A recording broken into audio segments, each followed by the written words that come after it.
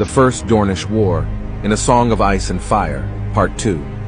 The Targaryens received a ransom offer to free Lord Orys Baratheon and his knights. Aegon eventually agreed to pay the ransom. Each knight and bannerman were paid for in gold. However, what the Dornish did not say was that they had chopped off the sword hands of every man so that they could, quote, never take up arms against Dorne again. This was not part of the agreement, and it enraged Aegon, who was intent on revenge. The Targaryen dragons burned down several Dornish castles, completely decimating the ancient castles of Starfall, Skyreach, and Hellholt. In Hellholt, a scorpion hit one of the Targaryen dragons in the air. It was Meraxes, the dragon of Rhaenys.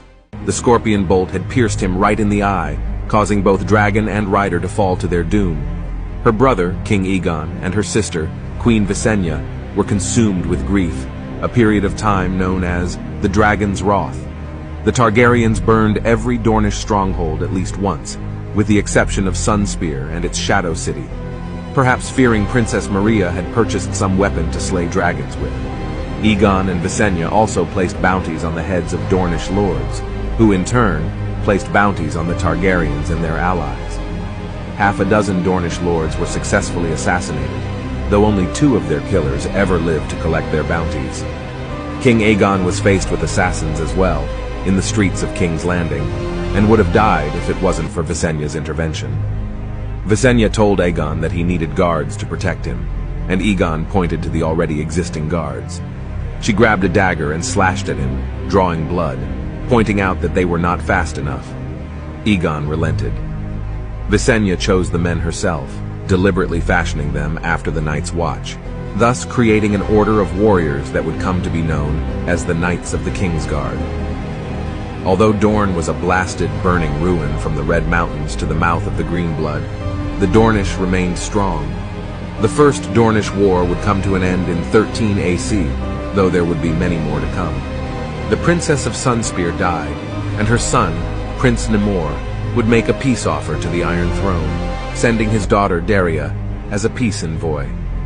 She brought with her a letter from Prince Nymor and the skull of the dragon Meraxes. The sight of their sister's dragon angered the Targaryens, but Aegon restrained himself and allowed Daria to deliver her father's terms. The prince wanted peace, though he would not bow to the Iron Throne. Aegon immediately refused the offer until he read the letter from her father. Atop the Iron Throne, Aegon read the message to himself. When he was done, he burned the letter, after which he left for Dragonstone on Balerion's back. He returned the next morning, agreed to Prince Nymor's peace terms, and signed a treaty. The contents of the letter remain a mystery, although many have speculated. Some believe it said that Rhaenys survived her fall at Hellholt, but was being kept captive in extreme torment, and the Dornish promised to end her suffering if Aegon agreed to end the war. Others suspect the letter stated that Enmor was willing to spend all of Dorne's gold to hire the faceless men of Braavos to assassinate Aegon's young son and heir, Aenys, if Aegon did not sign the peace.